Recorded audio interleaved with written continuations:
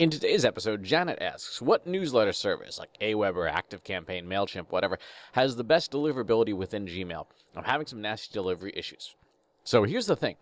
It's not a question of the service within reason. Like if you're using some sketchy like $1 a month service, then yeah, it's probably that service. But as long as you're using a company that's minimally reputable, like a MailChimp, an ActiveCampaign, an aweber, a Mautic, Pardot, whatever, it's much more a question of your configuration within that service and within your DNS, your domain name service. That's where you're going to see massive deliverability advantages or challenges, particularly within Gmail, because Gmail does things slightly differently than every other ESP out there. However, Google has, as they do, provided tools for all of us marketers to be able to assess the health of our Gmail instance and understand how is our marketing reaching Gmail users. It's a service called Gmail Postmaster Tools. So let's take a very quick tour. Let's bring this up here. All right, so what we have with Postmaster Tools is once you sign up, you get to and you register your domains, which you have to do, the domains that you're sending email from. You have this little console here. I'm going to click on to mine, the Christopher S. Penn one, and I'm going to set my look back here to the last 90 days. And what you'll see is you'll get some detail about all the things that are happening with your email list. So in this case, when I'm sending Gmail users, I get a 0.1 to 0.2% reporting on spam rate, which is good.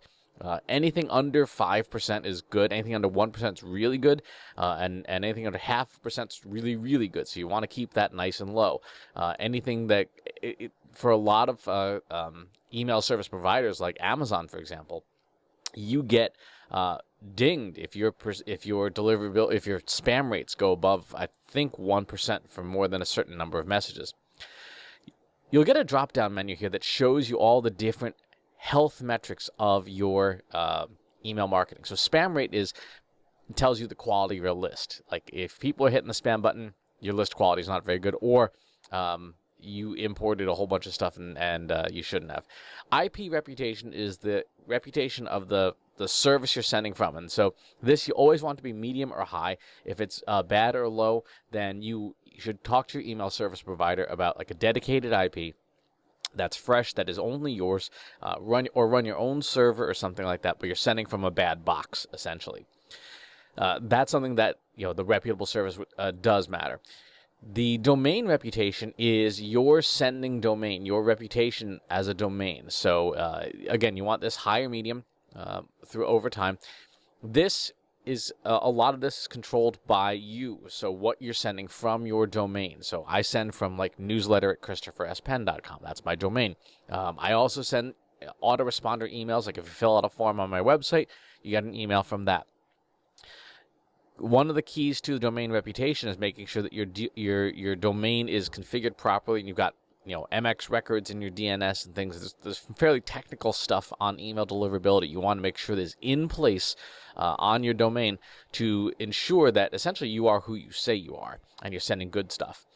The feedback loop is the spam rate, essentially people saying, not only flagging you as spam, but then how well do you address it? How well do you honor unsubscribes?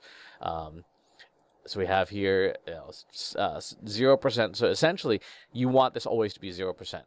The feedback loop spam rate, you want to be 0% because it means as people unsubscribe, you are honoring their unsubscribe. If people unsubscribe and hit unsubscribe again and again and again, that's going to show up in your feedback loop and essentially say you are a non-complying sender, and that's really, really bad. You're going to get your butt kicked for that. Authentication is one where I discovered I have some issues of my own that I fixed last night. You have 3 different authentication methods for email, DKIM, SPF, and DMARC. DKIM is domain key identification, SPF is sender policy framework, and DMARC is, I can't remember what DMARC stands for. All 3 of these essentially are DNS records that you put into either your hosting DNS, or if you use a service like Cloudflare, you do it there. And this encrypts your email and certifies that email that you're sending out is from you and it's not somebody posing as you. It's not somebody sending fake email. Because, I mean, you can, anyone can put in a fake email into a spam bot, but if you don't have these authentication records, they can be just as legitimate as you are. By having those records in place, you can make sure that only you can send from your IP addresses, your email services, and things like that. Every major email service provider, like an Amazon SES, like a MailChimp, like a Mautic or Pardot, has the ability for you to configure those records, but you have to do it yourself in your own DNS too. There's two halves of matching. You have to sign up in the service for those things, and then you have to do it in your DNS for those things as well. And those two things combined essentially say, I am who I say I am, and I'm sending stuff that's from me. And this will tell you your success rate. You want your success rate to be as close to 100% as possible. You can see in this case, my SPF records were misconfigured. I had to go back in last night and fix them because, I don't know, when I moved to Cloudflare, I copied and pasted incorrectly. And so hopefully in the next report from Google will say, yes, your SPF authentication is fixed. Encryption essentially is you want to make sure that you're using TLS on your mail server. This is, again, something that mostly your provider will be handling for you. So this is not something you would need to worry about or set up. And then delivery errors. You want your error rate to be nice and low.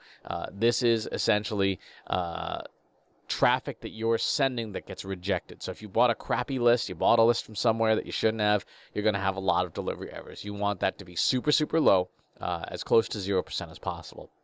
So the big things that you have control over your domain reputation. Make sure everything is configured to be sending as you. You have control over your feedback loop. Honor those unsubscribes immediately. Never send an email to somebody who has unsubscribed after they've unsubscribed. Or they hit the spam button. You will just get hammered. Configure your authentication. SPF, DKIM, and DMARC. If you're not sure how to do that, go buy drinks for your IT department. If they're not sure how to do that, then you need to bring in a consultant to walk through the process of setting up all three types of encryption your authentication. You need to have it in place to be doing email marketing well. Set up your encryption, and those delivery errors. Don't buy lists. Right? Do not buy lists, because what happens is you create delivery errors that impacts all of your other reputation, and things just go downhill. So that's Postmaster tools, and you may have to watch that again because it went really fast on purpose. There's a lot in here, but this Google tells you exactly what's going on with your email marketing so that you can fix it. And you'll see it takes about 7 days for data to appear in here, so it's not immediate. So make sure that you're checking back. I recommend checking monthly. Just stop in, check, make sure that nothing's gone wrong. Especially if there's been a DNS change, you want to check a lot after any major IT change. If you move a website, if you move an email service, if you change your hosting, you want to be checking every day for like 14 days to make sure that things are stable in here. But that's how you use Postmaster tools. And again, there's configuration in the product you use, the SaaS software. There's configuration in your DNS that you or your team must do. Your provider can't do it for you.